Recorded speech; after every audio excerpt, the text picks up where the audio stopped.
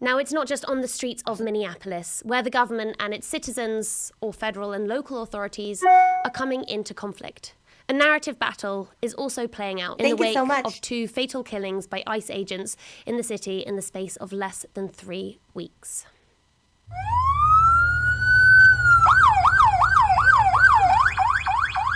That's fine, dude. I'm not mad at you. It's very clear that this individual was harassing and impeding law enforcement operations. Ramming an ICE officer with your car, that's what justifies being shot. This was an act of domestic terrorism. Why was Renee Good unfortunately and tragically killed? Are you asking me my opinion? Because an ICE agent acted recklessly and killed her unjustifiably. Oh, okay. So you're a biased reporter with a left-wing opinion. What do you want? An individual approached U.S. Border Patrol officers with a 9mm semi-automatic handgun. The officers attempted to disarm this individual, but the armed suspect reacted violently. The agents attempted to disarm the individual, but he violently resisted. Fearing for his life and for the lives of his fellow officers around him, an agent fired defensive shots. A Border Patrol agent fired defensive shots. The suspect also had 2 magazines with ammunition in them that held dozens of rounds. He also had no ID. The suspect also had 2 loaded magazines and no accessible ID.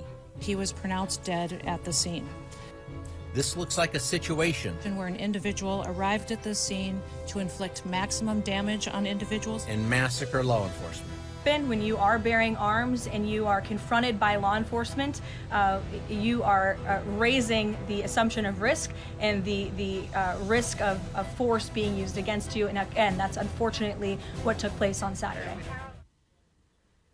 Officials are rejecting calls for investigation into these 2 shootings and shutting down questions from journalists. But statements by witnesses, family members and local authorities, not to mention multiple videos taken on the scene, have contradicted the government's statements.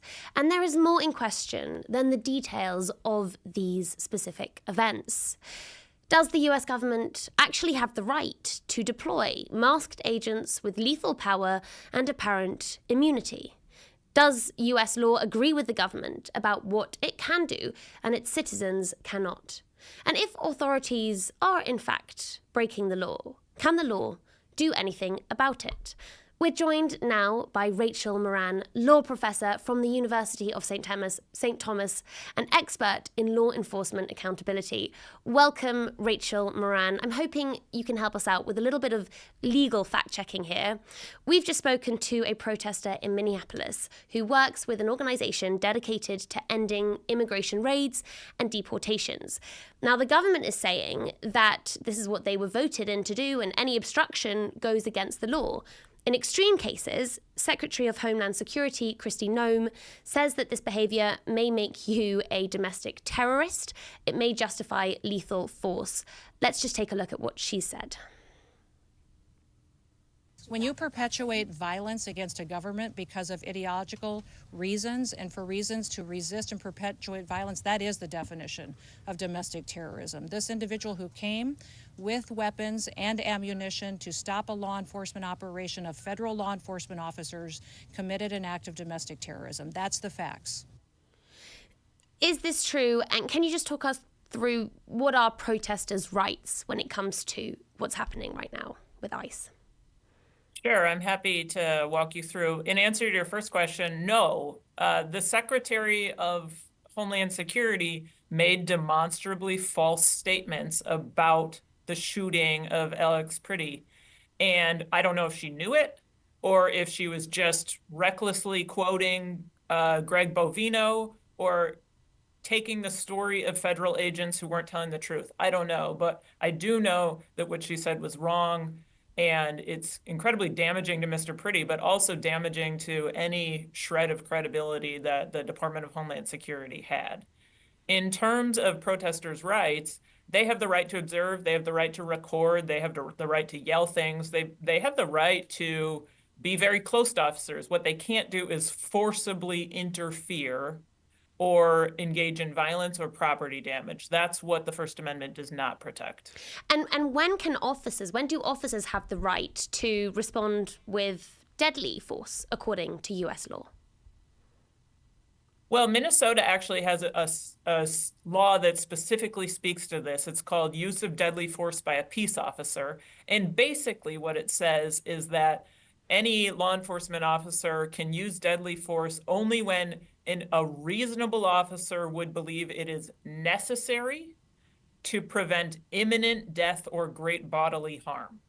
So that's the only time when they can legally use deadly force. Thank you. Now let's just compare that to what US Homeland Security Advisor Stephen Miller said addressing ICE agents on TV. This speech is from October, but it was retweeted by the Department of Homeland Security after Renee Good's shooting. To all ICE officers, you have federal immunity in the conduct of your duties. And anybody who lays a hand on you or tries to stop you or tries to obstruct you is committing a felony. You have immunity to perform your duties, and no one, no city official, no state official, no illegal alien, no leftist agitator or domestic insurrectionist can prevent you from fulfilling your legal obligations and duties. And the Department of Justice has made clear that if officials cross that line into obstruction, into criminal conspiracy against the United States or against ICE officers, then they will face justice. Is that true? Do federal agents have immunity in the conduct of their orders? Do they have immunity from state investigation and prosecution? They don't have absolute immunity, and that's another falsehood that the administration has been saying. That's something, as we just heard, Stephen Miller has said. That's something the vice president has repeatedly said. Now, I will say the prosecution of federal agents is a little more complicated than the prosecution of just anyone on the street. But state officials still do have the right to enforce state crimes if they've happened. And just because someone's a federal officer when they commit a crime, that doesn't give them total immunity. So the prosecution is a little bit complex, but there's no such thing as absolute immunity for these officers. I want to talk now about the masking of ICE officers, right? For a law enforcement body to be masked by default, this is incredibly unusual in modern democratic states. Legally, what justification is there for law enforcement to wear face masks and to act with total anonymity? When is that required? When is that allowed? Yeah, it's a really great question. And it gets a little complicated because mostly this has been a policy issue where, for I think pretty obvious reasons, we don't have law enforcement agencies doing this. It creates an enormous amount of distrust in the community. It's threatening. It can even lead to hostile interactions that wouldn't be happening if agents were uniformed and identifiable by face and name. You're absolutely right that as an international norm as well, this is very, very unusual. As a legal matter, though, it is a little bit tricky. There are a lot of states trying to figure out, can we prevent federal agents from doing this when they come to our state? California has tried, and that's currently under litigation. It's a little hard to say whether, as a legal matter, the states can require the federal government not to mask.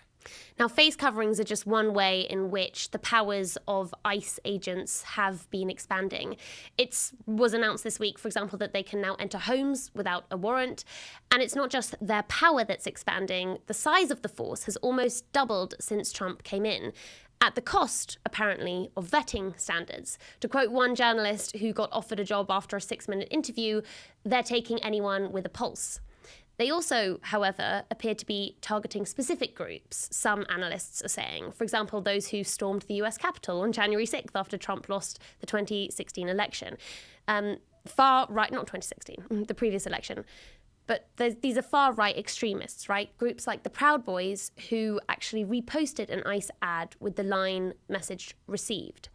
So I'm curious what legal protections are in place to prevent, say, a US president building up his own personal army in the guise of law enforcement. So some of the power grabs you're talking about, like the claim that they can enter homes without warrants, I mean, those are power grabs. They're attempts to claim powers that the law actually hasn't recognized. And so there are a ton of lawyers filing lawsuits about issues exactly like this and trying to get judges to say, you do not have the power that you are claiming. And I think that's really important. It can feel discouraging, I'm right here in Minneapolis. It's been an incredibly difficult last several weeks in particular. But there are a lot of lawyers at least fighting back. And there are judges saying, no, you don't get to do these things. So it's an ongoing tension. It's an ongoing legal battle in terms of ICE claiming they can do things or the federal government claiming they have powers. And then ordinary people and lawyers resisting those powers.